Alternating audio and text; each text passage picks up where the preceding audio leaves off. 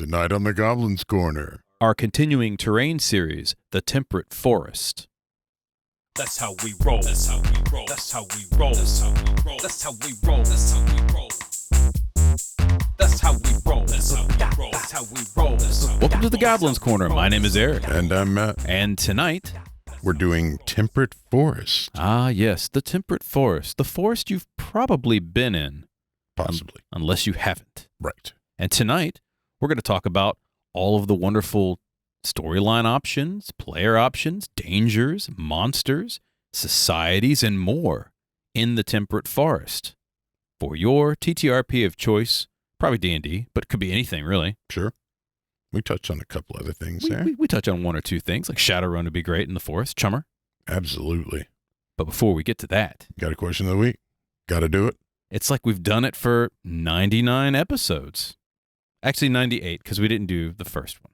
And no, we even do it in the interviews. That's true. Yeah. Mm-hmm. Wow. Yeah, think about Zoinks. that. Jinkies. All right, so hit me up. What's the question of the week for the Temperate Forest, Matt? All right. You're in charge of creating a new playable race for the Forest Primeval supplement. Give me your elevator pitch. What's your new race? I have two. Okay. Kind of shocking, isn't it? It is. First off, I want pinecone people. Okay. And I really don't have much of a pitch for that. I just want pinecone people. That Do I is need the any? pitch. Yeah, pinecone people. Yeah. Yeah, dude. Like, what else do you need? They're pine cones and eventually become treants of some sort. But I think that they should be pinecone people that make other pine trees. So what happens is the tree itself, the giant pine tree, Mm-hmm. is their society. It's not a treant, right? Like it literally just develops pinecone people. And they spread pine cones or pine seeds everywhere and make more Right. pine trees. When they die of old age, they drop their seeds, some of which will become giant pine trees that will survive long enough to propagate their species. I love this. I can see And that. I can I'm see with them it. being player characters at some point. Be great druids. Why not? Why Yeah. not? Yeah. Why not? No, get crazy with it. Why be a druid? Like, do Obvious- something ludicrous. Necromancers. Exactly. Traveling fertilizer, man. Evokers. I like the necromancer plan. Necromancer would be great. Yeah. I like that too. That just seems so ridiculous and yet so awesome. And then my second one, there's badger people and stuff like that, but there's not really good badger people. And I was thinking something along the lines, and I was like, well, Wolverines would be kind of cool, but nah, that's kind of played out. I want hedgehog creatures. I want humanoid hedgehogs Okay. or some sort of humanoid spiny creature.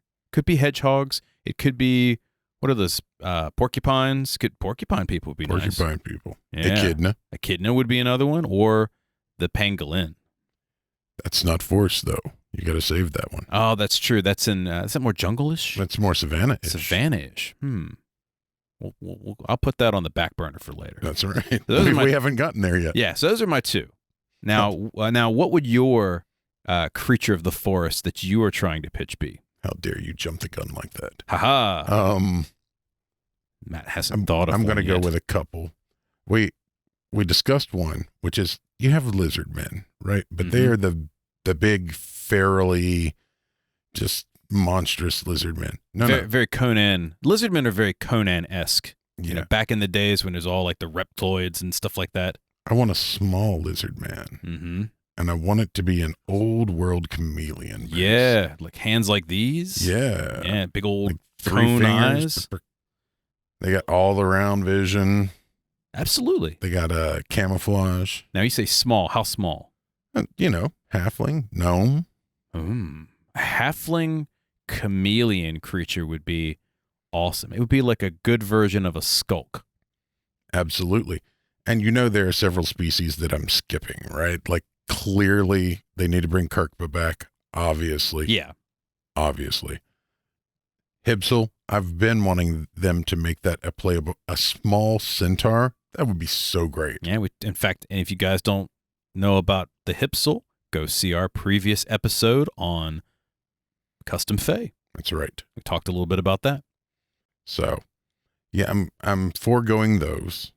And I like the old world chameleon. I think that would be a lot of fun. I would love to see the character arc for that Mm-hmm. because that would be amazing. Yeah.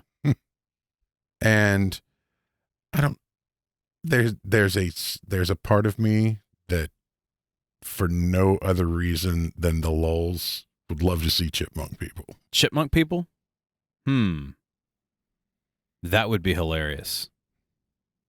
They would have to sing the song, though. Yeah, man, look, I'm playing the witch doctor. you know it would have they would have to sing the song. If you guys don't know what we're talking about, look up. You haven't seen Alvin and the Chipmunks, obviously. Right. Are you an owner of chipmunks, or perhaps you walk in the forest? Write to us. info@goblinscorner.com, or you can reach me, Eric at goblinscorner.com, or Me, Matt at goblinscorner.com. and of course, you can find us on all the things. So many things. Yep, like for example, Well, primarily Twitter and Discord. that's about it, really. Mostly, Yeah. I mean, we talk on all the other ones if you talk to us, but we otherwise don't. It's true. All right. So tonight we're talking temperate forests. Now, you might think, hey, man, I live in a temperate forest, or I've been to a temperate forest. But surprisingly, not everyone has been to the temperate forest. Maybe you live in the city.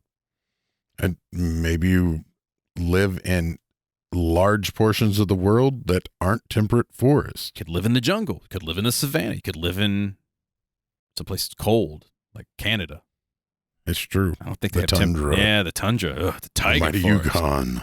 Yeah, places where I would shrivel up and Matt would just rip his clothes free and live wild.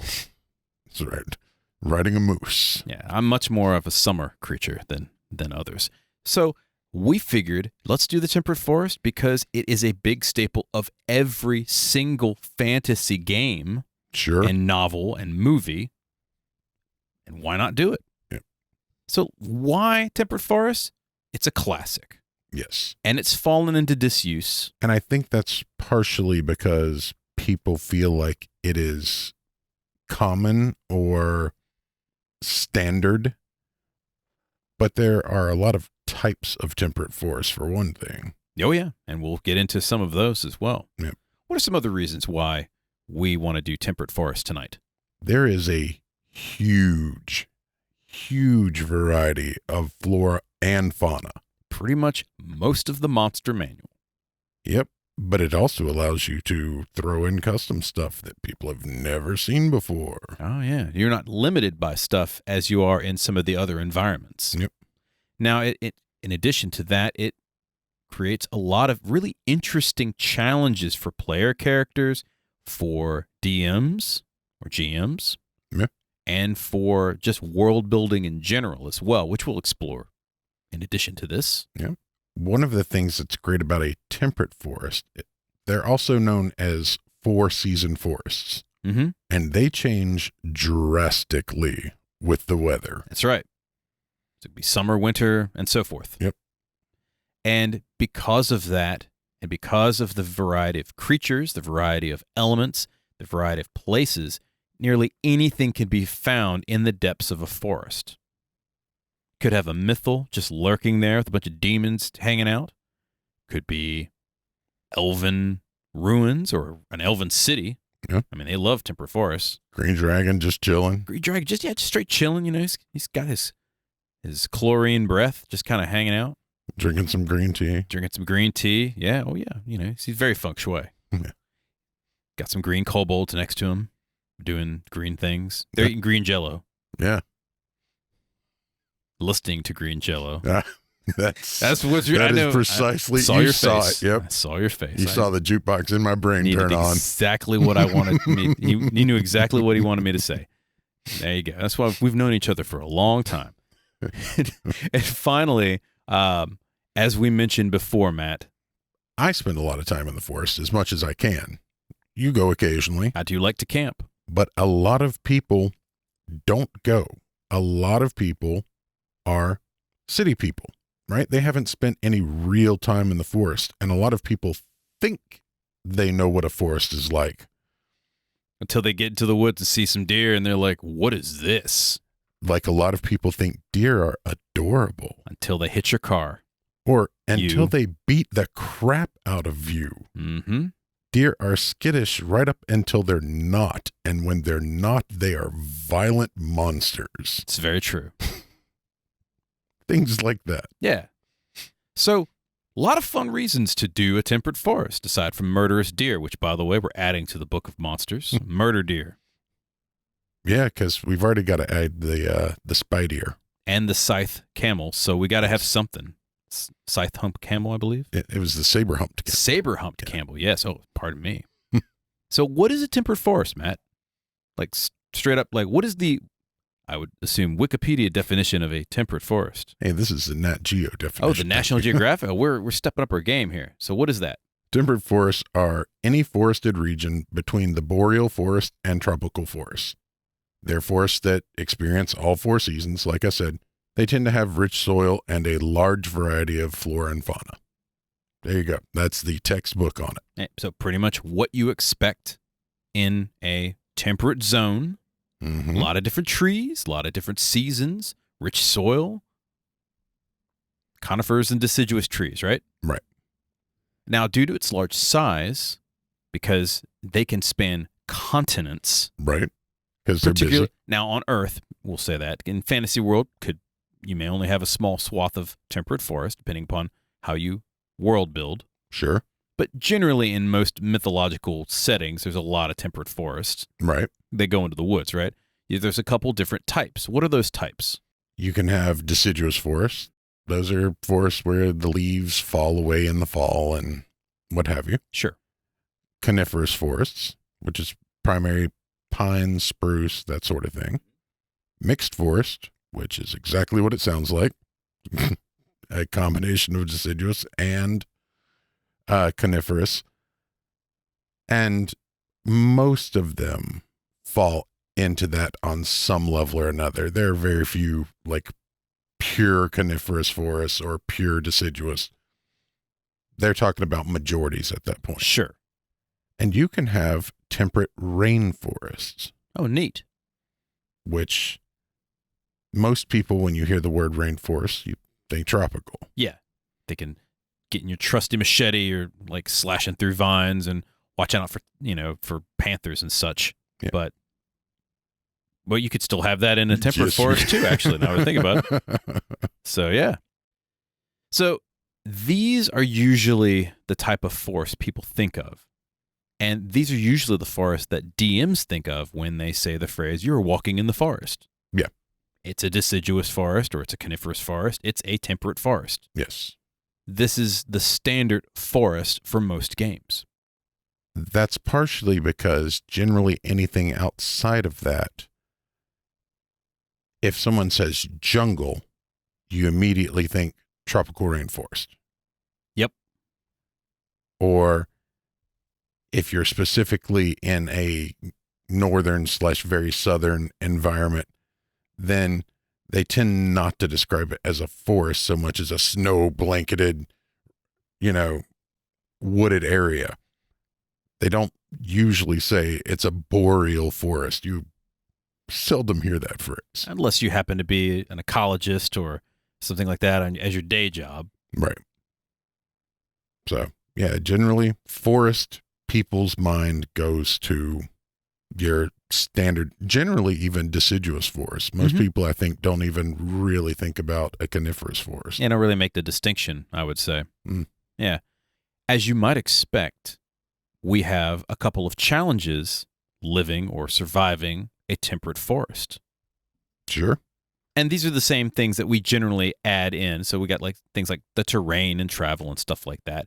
But I think that it's really interesting with the temperate forest because there's so many variables to a temperate forest. It's not like when we did the taiga where there's like a couple of things. Right. And they're super big. They're super important. There's just not a lot of them. Mm-hmm. It's the exact opposite in some ways for a temperate forest. Most individual problems are not super big or super important. They just stack because there's so many. Death by 1,000 paper cuts versus death by a giant saber-toothed tiger. Yes. Yeah. So the first thing you can think of is traveling in a forest. those of you who have hiked understand how easy and difficult it can be at the same time to travel through a temperate forest. Sure. I mean, most of the interiors, for example, are not mapped. Right. And you don't have a GPS unless you're playing something like Shadowrun or what. In which case you do have a GPS. But Right. even then, the terrain can be somewhat tough. For example, signals are hard to get intercepted by a satellite. So if you're playing in a modern age setting, for example, you might have your cell phone or whatnot, and you can't get any bars. You I know when I better go- have a satellite device. Yeah, I know when I go hiking, I can't get any bars. So that's something to think about. If you're playing a fantasy setting like D&D or whatnot, or Pathfinder, you certainly are lost. Unless you've got a ranger. Yes. Or druid. Or druid, yeah. So 2 reasons to play those. Or someone with Find the Path. A wizard with fly. You can just fly up and look around and go, it's this way. One of the things you have to think about is while you don't have a map going in, you may need to be making a map as you go. Yes. And designate from a game perspective who's making that map. But that also is on the DM or the GM to determine some kind of description for the players to make a map of. Right. I would suggest primarily landmarks, right? You don't want to be like, this is an oak tree. And This is another oak tree. right. And this oak tree is especially oaky looking. Yeah. You want to come up with something like you've traveled for 3 miles, you've crested 2 hills, now you come across a rocky outcropping with a small stream nearby, and the stream is a babbling brook, right? Sure. There's a druid there, hanging out. And because it's babbling, you name the brook after the bard. Yes, because a bard won't shut up. One of the things you have to consider is visibility. It's often low due to the density of the plant population.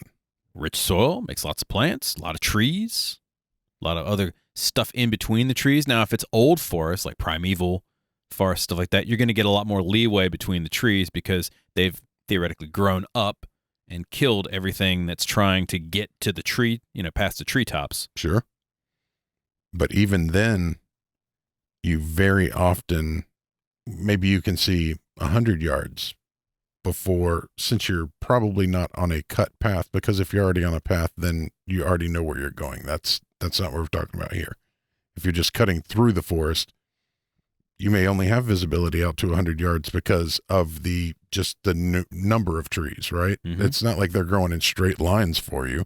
Yes, and it should be noted that flying's going to be difficult as well to navigate because when you're up above the tree canopy, there's just trees. Right. You can't see down. If anyone that's ever been in a plane and flown over some trees or a forest or something like that, can you tell where you are? Sometimes. Depends on how high you fly, I guess. Yeah. But, I mean, if you're a certain height, that's when the dragon flies up and it's like, oh, look, a tasty snack. Well, generally, the best thing you can do if you've got flies, you fly up, you look for a landmark, you head for the landmark, Yes. and then you work it step like that.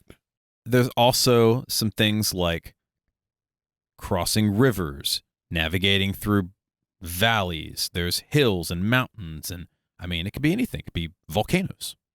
Yellowstone has a volcano. Which is a super volcano. Yes. Yeah. Oh, yeah. It's a lot of Just trees hanging out there. You walk through the forest, all of a sudden you see this giant volcano. Oh, well, Who put that there? it's just hanging out. It's just chilling, watching Netflix. Yeah. That's what it does. You might find some areas that are impassable because of different types of vegetation.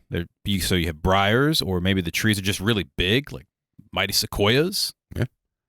If you've got a clearing, depending on where you are in the world, you might have a giant blackberry bramble in the center of this clearing. And then if you try to get through those brambles, you might wind up in the Feywild, brother. Well, there's that. You've got plenty of food now, but a blackberry bramble will tear you to pieces. Also, it's going to be filled with snakes because you know what likes blackberries? Birds And rodents. and rodents. And you know what snakes like? Birds and rodents. Exactly. And to bite you occasionally. Occasionally. And of course, there's also stuff like raging rivers, trees that fall. So if you guys know what a widow maker is, Yes. big old dead branch just falls and smacks you in the head. If I were playing and you set up for camp, they don't check for widow makers, maybe there's a likelihood that one falls in their tent. Or it's great for one falling directly into the fire and just scattering ashes and scaring the crap out of people. Yeah, and just freaking people out. Sure, sure. Dense undergrowth, as you mentioned, and it doesn't have to be brambles. It could be anything, really. Sure. You could also have stuff like quicksand and all kinds of other, like, natural things that, what are you saying? Rodents of unusual sizes? I don't think they exist. Yeah. You see where I'm going with this. All right, the fire swamp. Yeah. So think about some of just natural things of getting lost in the woods, finding your way through all of it, because it's tough. Yeah. And lastly, they tend to be enormous. Yes. And they take time, a lot of time, which means you've got to be prepped for that kind of journey. Now, we also talked a little bit about the elements in terms of terrain already, but let's go ahead and mention a couple other things. So obviously the vegetation is going to be a problem. Right. But you're also going to have areas where there are rocky outcroppings. Those are benefits and detriments. Yes. Because they're defensible positions in this, right? They're going to provide you with elevation. So, you take the good with the bad, I guess. Mm-hmm. You have large lakes or subterranean areas as well. So cave systems are oftentimes in the forest. I mean, how many times have you played a game where you're in the forest and you stumble upon some caves and it becomes ancient ruins? Sure. I mean, that's pretty much a trope, right? Yep. And then you've got your good old-fashioned rivers and streams. How do you cross them? If they're particularly large. Or particularly raging. Or if there's particular bears that happen to be hanging out on these particular streams. They got to go fishing too. Sure. Yeah. Speaking of bears, there are natural dangers inherent in the forest. I would say more so than many places. Because while you can survive in a temperate forest far easier than any place else. So can everything else. Exactly. So just because it's cool for you, it's also great for everything else. Yep. So what do we got in terms of natural dangers, Matt? Well, first off, wildlife, as we were alluding to. So much wildlife. We'll get to the creatures in a second. Right. The elements. You have to deal with rain. You've got to deal with fog, especially in the forest primeval. The fog can get trapped under the canopy, and it may not burn off during the day. So you get clammy. Well, that, and once again, that whole visibility thing. Oh, yeah. So you can't see anything, so you fall into a pit that a kobold has dug. Yep. Walked straight into a Feywild portal or any other Walked portal. into a nice hug from a very hungry grizzly. Or an owlbear. Or an owlbear. Owlbears do exist in temperate forests. Yeah. There are poisonous plants. Of all sorts. Yeah. Not just shambling mounds, guys, or creeper vines. Oh, no. Just the average poison ivy will wreck your player's day. If you've never had a bad case of poison ivy, then you will never understand. Yep. And you mentioned the elements in general. Now, snow is definitely an element to think about. Wildfires are definitely an element to think about. Yes. And wildfires happen a lot in a temperate forest because sometimes they have a dry season, they dry out, stuff burns. Yeah. Get caught in a wildfire, Smokey the Bear is not going to help you unless he's there. Think about that. And if he's there, he may not be on your side. No, he's like, what are you doing in my forest? He puts his hat on.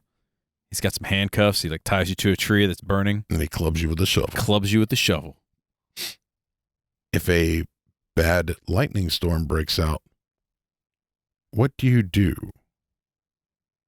Right? There are trees everywhere. There's no such thing as a safe one to be under. A fallen one, maybe? Maybe, yeah. I guess that's the only thing I would define. I'm one as already. I'm gonna grab Smokey's shovel and dig myself a hole. Beat Smokey with the shovel and hide under him. There you go. Yeah. And in addition to that, hostile inhabitants, people that live in the forest, like elves. Yeah. You never could trust an elf. Goblins. Goblins. Can't trust goblins. You can trust goblins to be goblins. That's fair enough. That's the problem. And every other humanoid creature that lives in the forest, which, yes. I mean, we don't have the time. Most all of them. Yeah. Because it's a place that is filled with resources. Including humans. Yep. Let's talk a bit about the unique creatures that reside in a temperate forest, Matt. All right. There and this is 100% not an exclusive list. We're just dipping our foot in because it's literally almost all of the Monsters Manual. Yeah, really. And there's more so much of it. Yeah. Pretty much anything can be in a temperate forest because it's temperate. Yep. First off, you can have basically giant or dire anything. Anything. Right. And you should. Yes. So giants. Yeah. Just full stop. Yeah, full stop. Throw some giants. Hill giants would be great. Right? Forest giants. Forest giants, yeah. Forest giants. Return of the Vodkin. They don't have those in 5th, do they? Nope. Well, we can add those back. Stone giants would be great. Yep. And any other giants, really, if you want to throw them in. Fire giants, sure, why not? Frost giants, of course. Forest fire giants. Forest fire giants, yeah, that'd be cool. Shadow giants. A fire giant wildfire druid. That would be neat. In an awful sort of way. I would love that. Yeah, no. Forest rager. That's what you call it. Plant creatures of all types would also be fun. So treants, blights, myconids, vegapygmies, which, come on, man. We all got some #vegapygmy love. That's another race that needs to be a playable race. Well, we can do that. Absolutely. Fae. So many fae. All the fae. Every fae. They all live in the forest. Yep. Some sort of forest. Temperate forest, certainly. Yes. Dinosaurs live in the forest. Yep. A lot of them. And we at the Goblin's Corner particularly love dinosaurs, and we believe that they should be in every game, regardless. Indeed. We are pro-dino. Pro-dino, yes, that's very good. Goblinoids, we mentioned that briefly. Yeah, they're just hanging out in the forest, doing what goblins do. Yeah, they're probably minding their own business, and if you leave them alone, they'll probably leave you alone. Now, we mentioned goblins, but not just goblins, but goblinoids, so bugbears. Hobgoblins. Yeah, and all the other sorts of goblinoid creatures that your game might have. For that matter, most monstrous humanoids can be found in a temperate forest. Gnolls. Oh, yeah, gnolls would be great in the forest.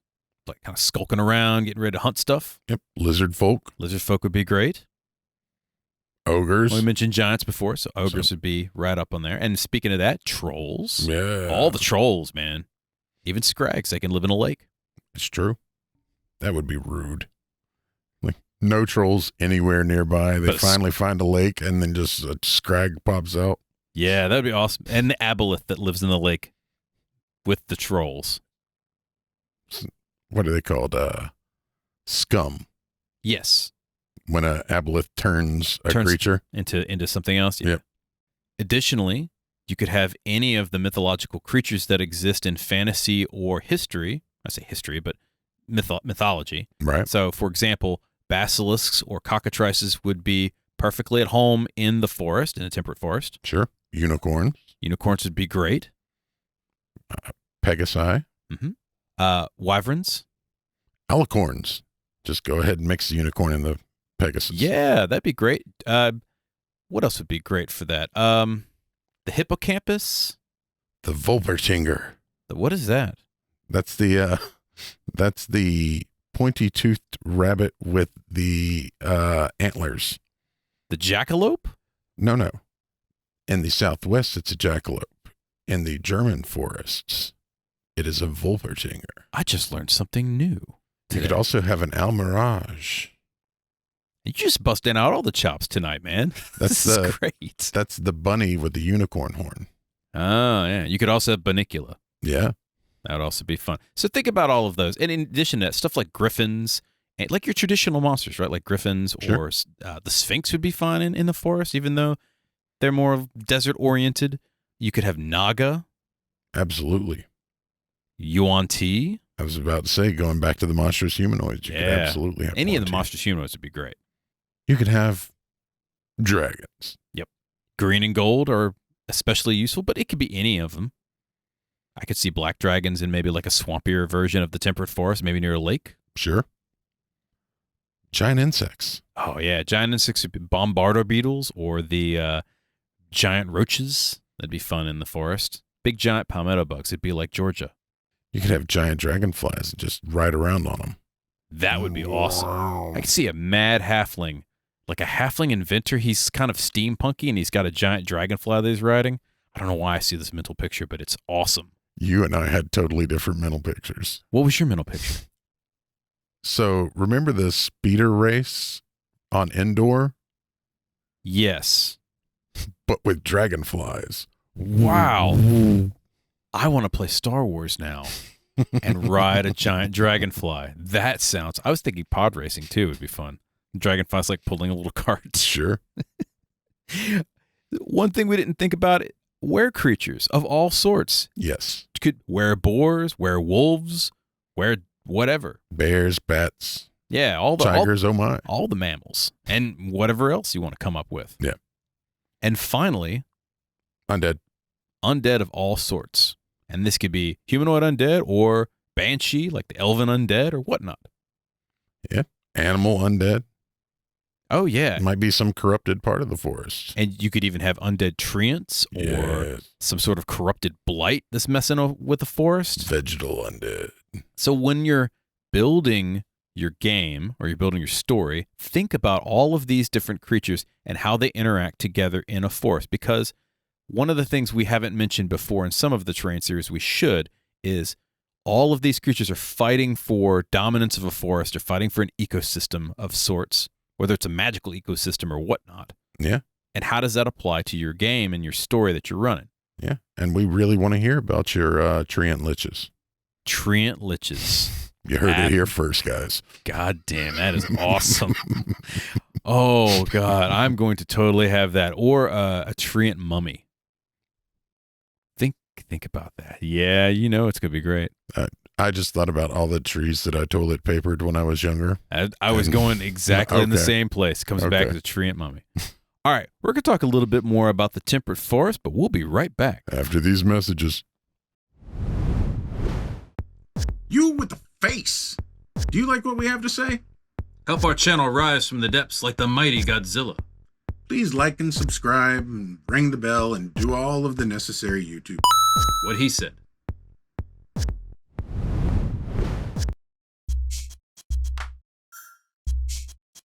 If there are any topics you would like us to cover, goods or services you would like us to review, or if you would like to sponsor an episode, we would love for you to contact us at info@goblinscorner.com.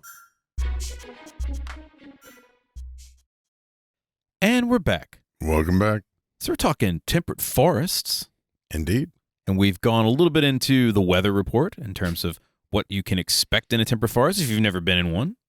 Talked a little bit about traveling and getting around in the temperate forest, and spent a good bit of time on the various creatures, and it's literally a smorgasbord of things you can choose. Just flip through the monsters manual, stick a finger down. Probably belongs there. Yeah, get a dartboard, just throw all the monsters on the dartboard and just throw one. It's in the temperate forest at this point. And we were just getting done talking about undead treants, Yes. which I think is a great segue into some of the creatures you would find in the forest from a cultural perspective. Because what culture would create an undead treant? Evil cultists. Sure. Think about that. Like a bunch of blighters. Do blighters exist in 5th? Probably not. Well, blights exist. So. Blights exist, so there must be like some kind of evil druid Yeah. that creates pissed off treant creatures. Could be. That just seems weird. Might not be an evil druid. Might be a necromancer that's just like, I'm tired of getting kicked out of towns for robbing graveyards. There's a whole forest over here. Stop the presses. I got something. So it's a necromancer, but his storyline is that he can't grow plants, and that's why he became a necromancer. He has a brown thumb, and he just got mad one day because he couldn't keep plants alive, and he's like, Rise, my children. exactly. If I can't keep them alive, then no one will. And he just kills plants. And he walks in with a bunch of herbicide and then raises them from the grave. Sure. That would be awesome. You imagine a bunch of undead trees just walking around, just shambling around behind the guy. Walks into a pike nursery. Yeah, think about that. Goes to Home Depot and buys all of the plants that are dead.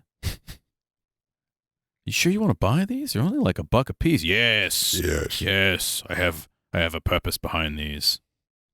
These pansies will be my minions. And would a druid necromancer be able to animate wood from your house? Now think about this, because technically it's dead tree. It is. Okay, let's say he succeeds. Mm-hmm. Then what?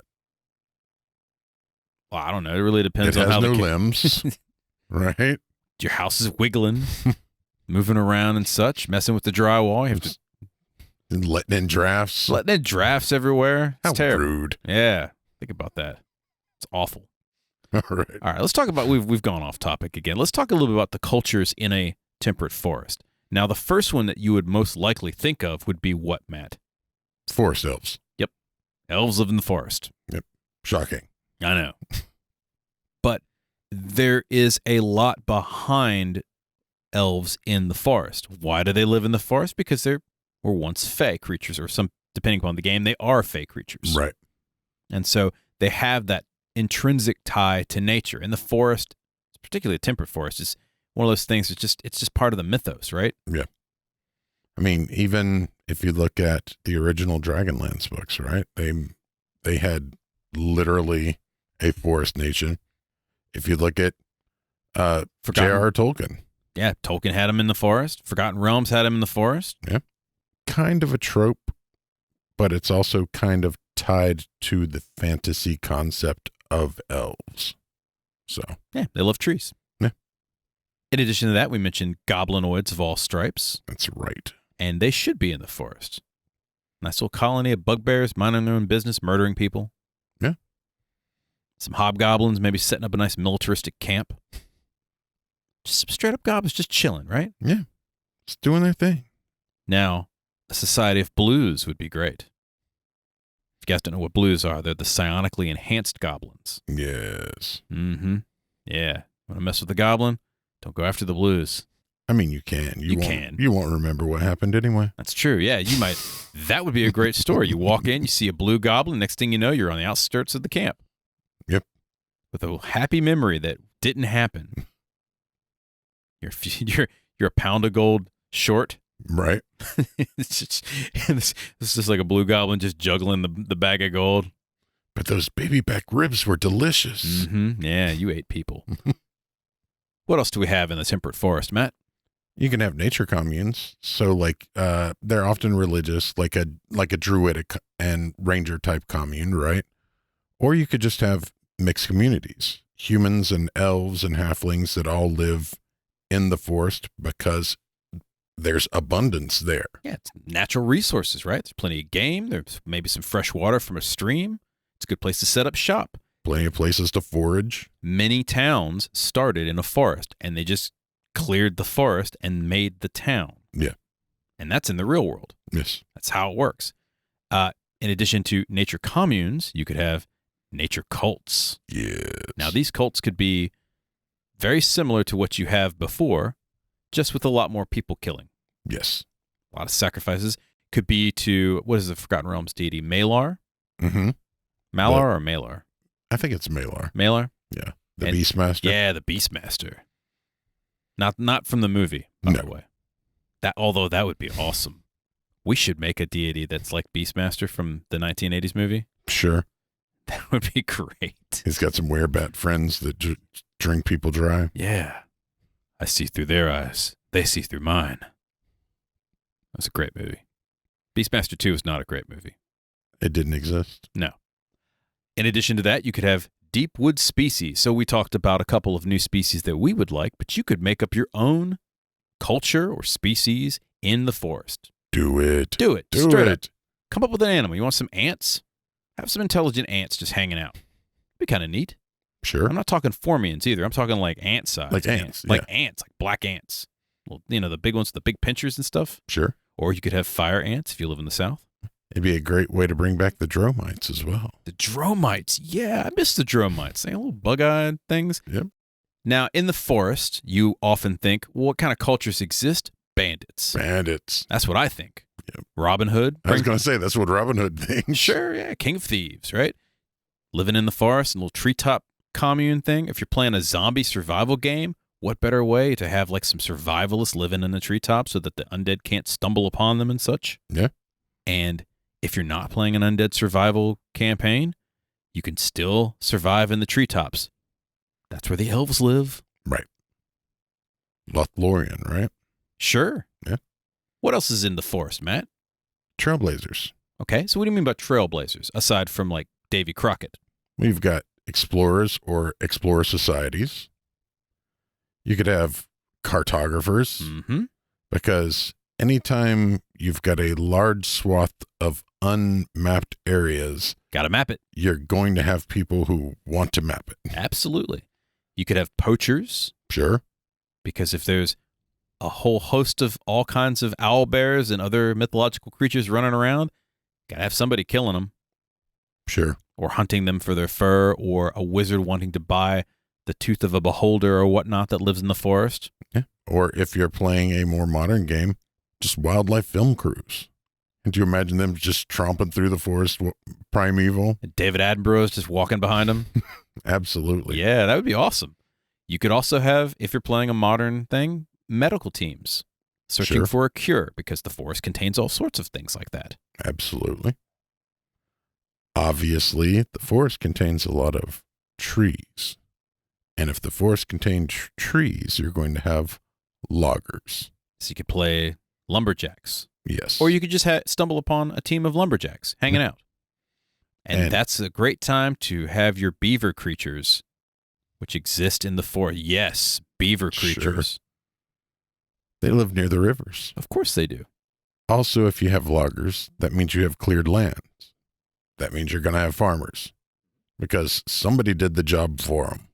And temperate forests tend to be places where civilization wants to start because of the abundance of resources. Yeah. And so this is a great wedge of strife that you can kind of push in campaign settings, where how much of the forest do you clear? What happens when you kill a lot of the monsters off? What takes their place? Yes. What other societies are formed in the forest? We mentioned bandits, right? That's a great way to have, say, a group of rogues who are trying to escape, whether it's persecution or just because they committed a whole bunch of crimes in the city. Where do they go? They can't live in the city. They live in the forest. Yep. Another thing you can think about is if you come up to a frontier town that is clearing into the forest and they're suffering goblin attacks, who's really at fault here? Right? If the goblins were already living there, Minding their own business, doing goblin things, right? eating people or whatnot. Frogs, who knows? Eating Deer? everything. I mean, they're Yeah. goblins. They eat anything. You can't blame them. You've encroached on their territory, not the other way around.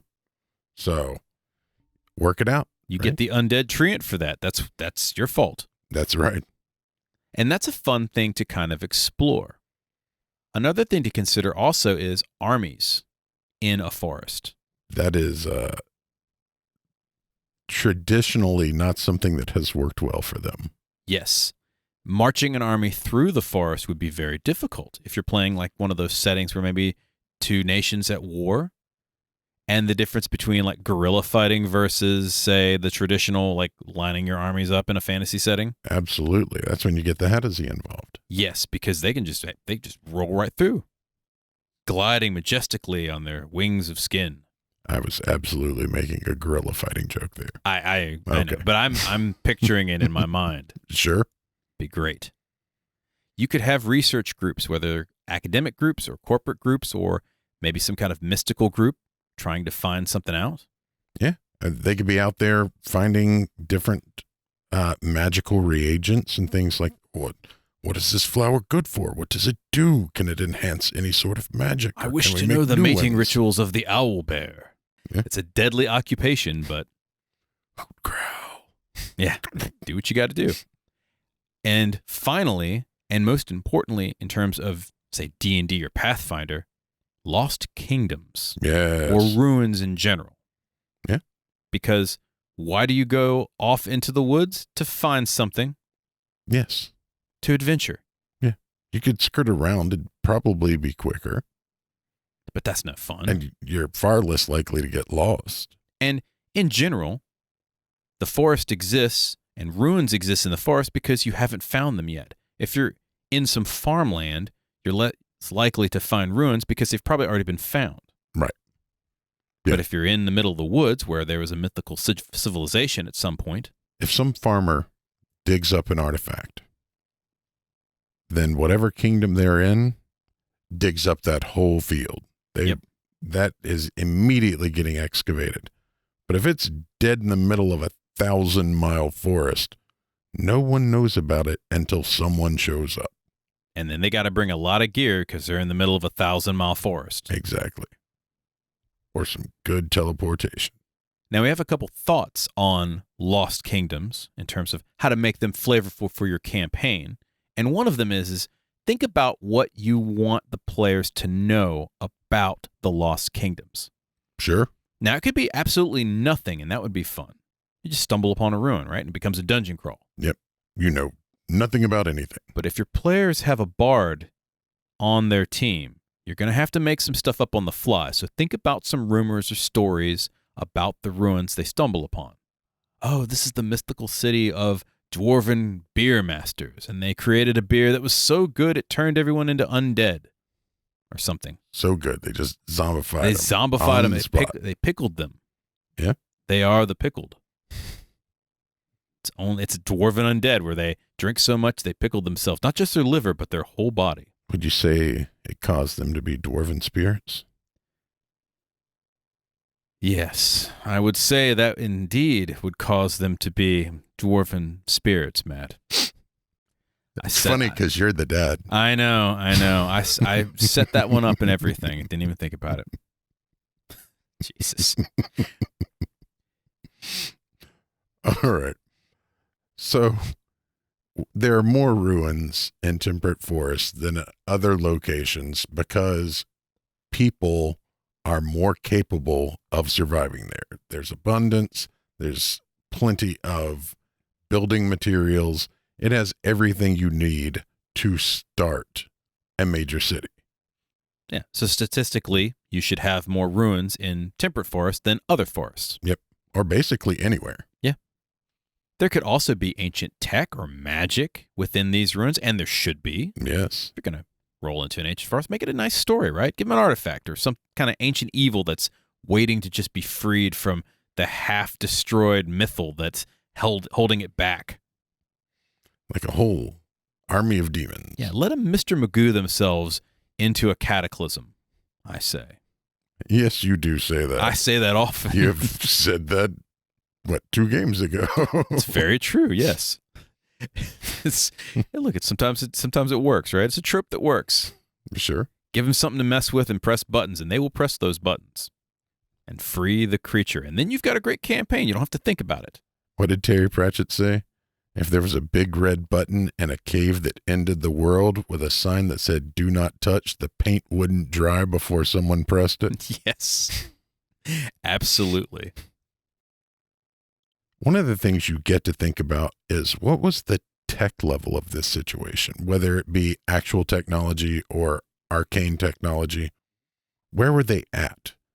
Some sci-fi examples, you could have literally the whole ancient aliens type option. Oh, that would be available fun. to you. Yeah. Some space tech.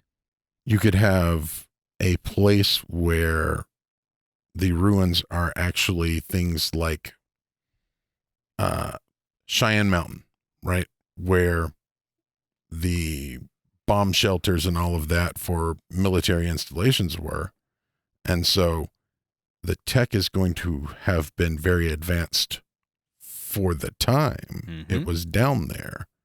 And there may be things that are available that you can't find otherwise because they never made it out of the mountain.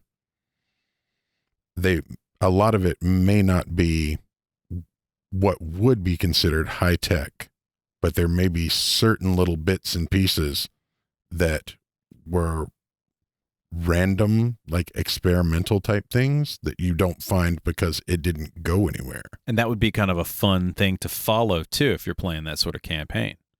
You could also do prehistoric examples as well. Sure. You could always do magical stuff like magic tech. Think also some places in the forest, particularly ruins, could be portals to other places. Maybe the first humanoids came from a different world, and the first portal was deep within a primeval forest. Yep. It would also be a very fun place to put prehistoric ruins. And you could have examples of prehistoric magic items or prehistoric artifacts. Prehistoric creatures.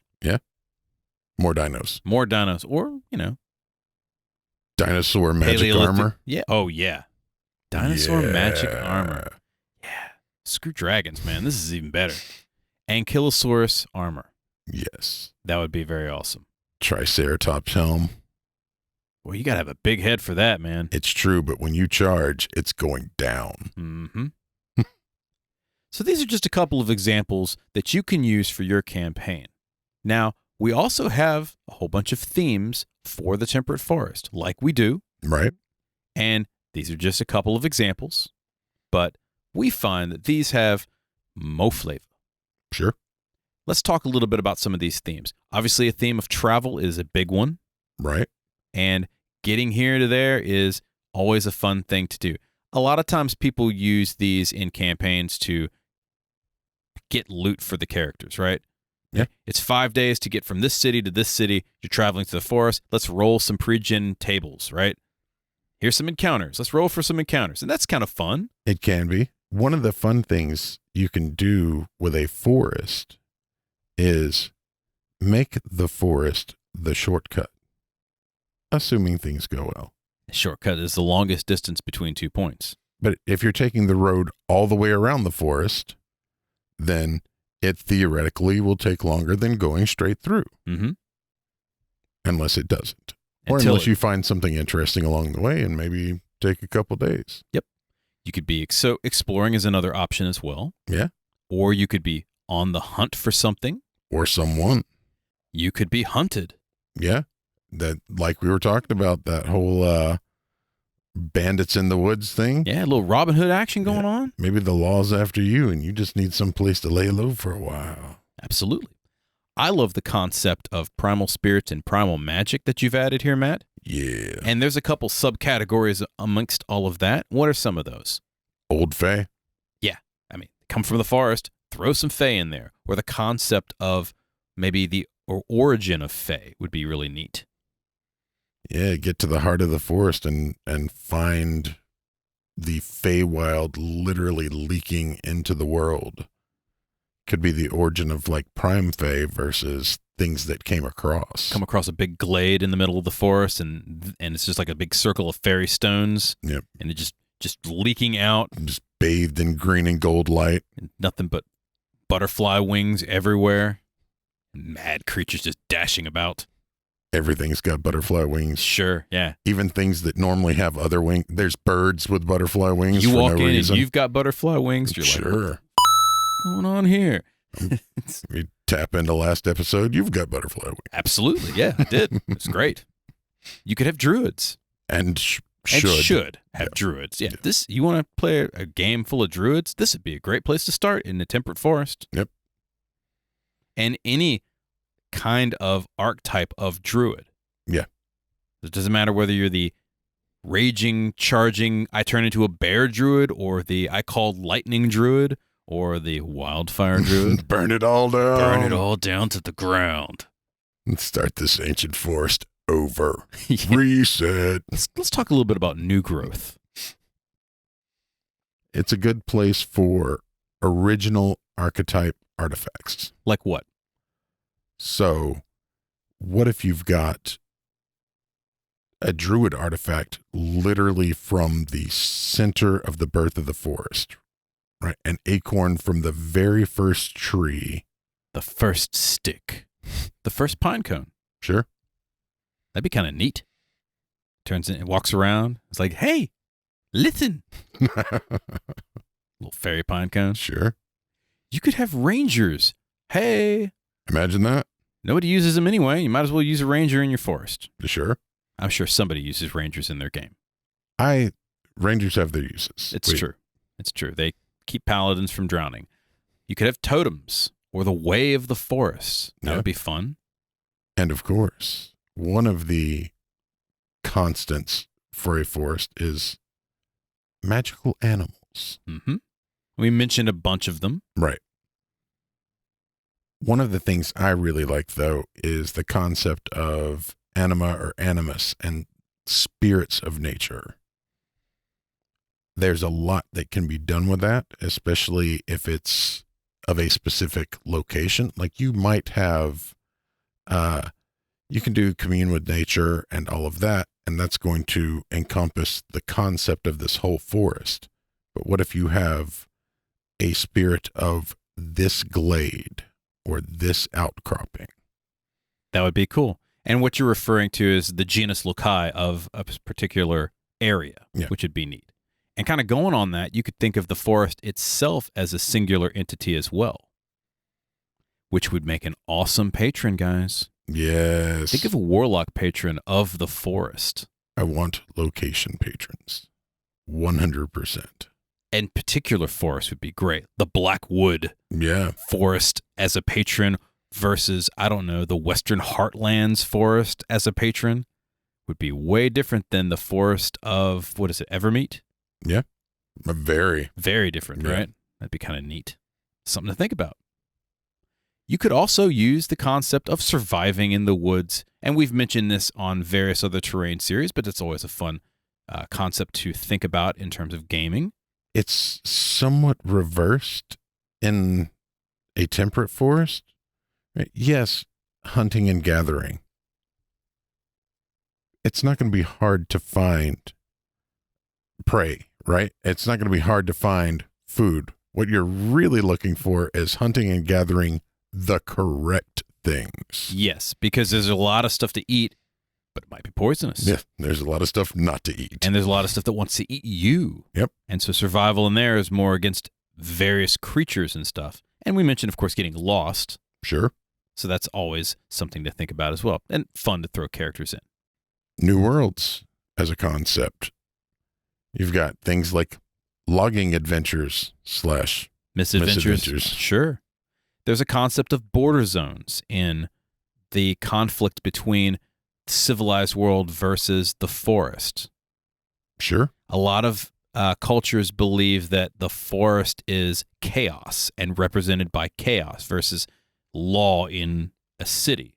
And so you can explore the differences between law and chaos. How cool would it be where everything is chaotic in the forest, everything is lawful in a city? Yeah.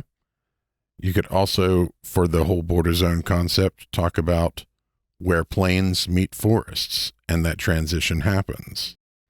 Transition zones are really fun to explore in games anyway. Yes. The encroachment of civilization. Mm-hmm.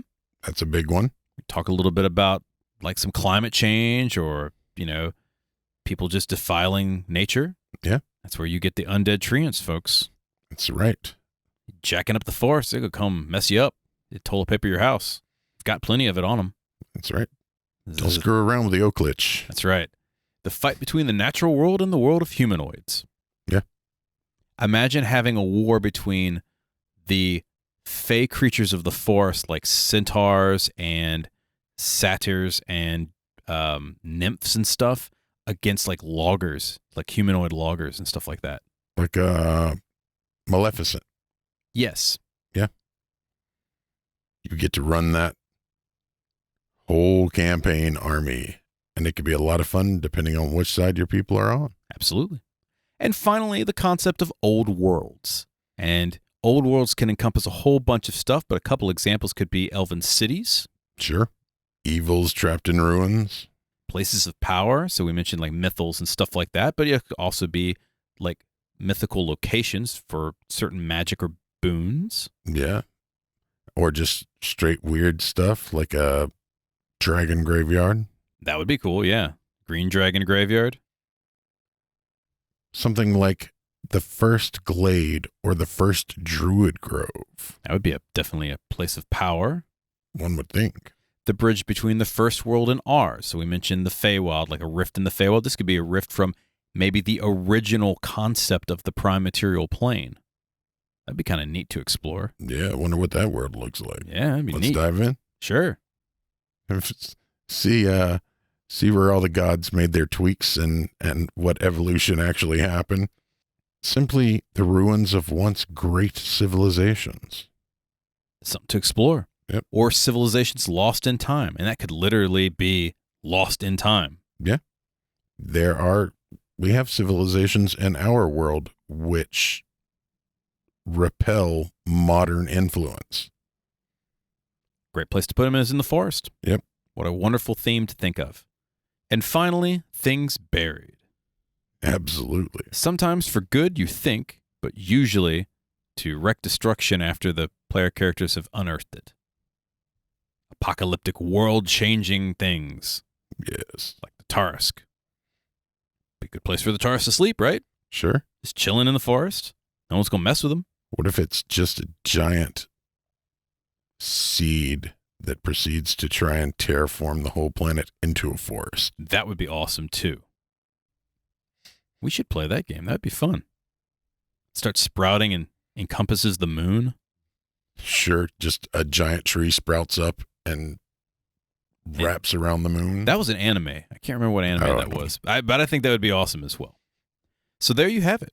A couple of themes, some civilizations, and creatures, of course, of all sorts, and surviving in the temperate forest for your campaign. A lot of different things to choose from. And so many. Yeah. In fact, more things to choose from than probably any of the other terrains. Yeah. And we feel, pick a theme.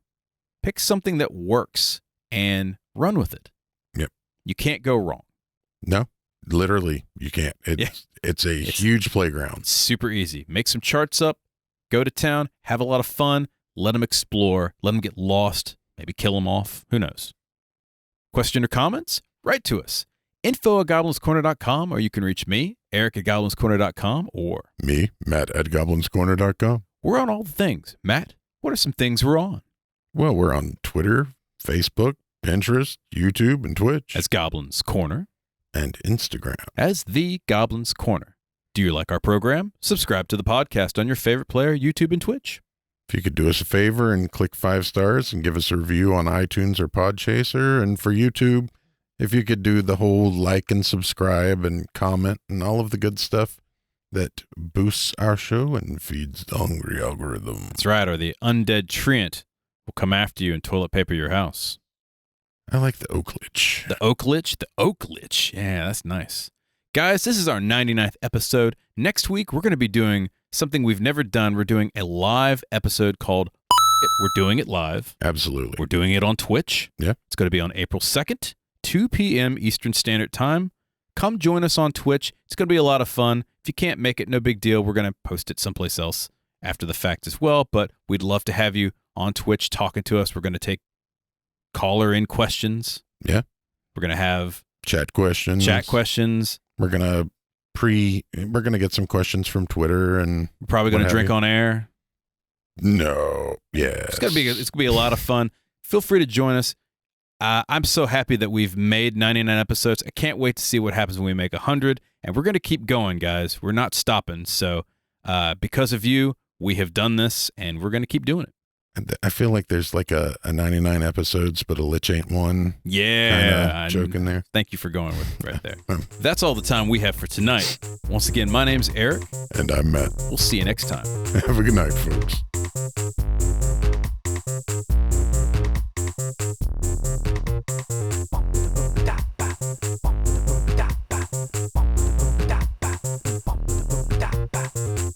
The Goblins Corner is written and produced by Eric Holden and Matt Staples.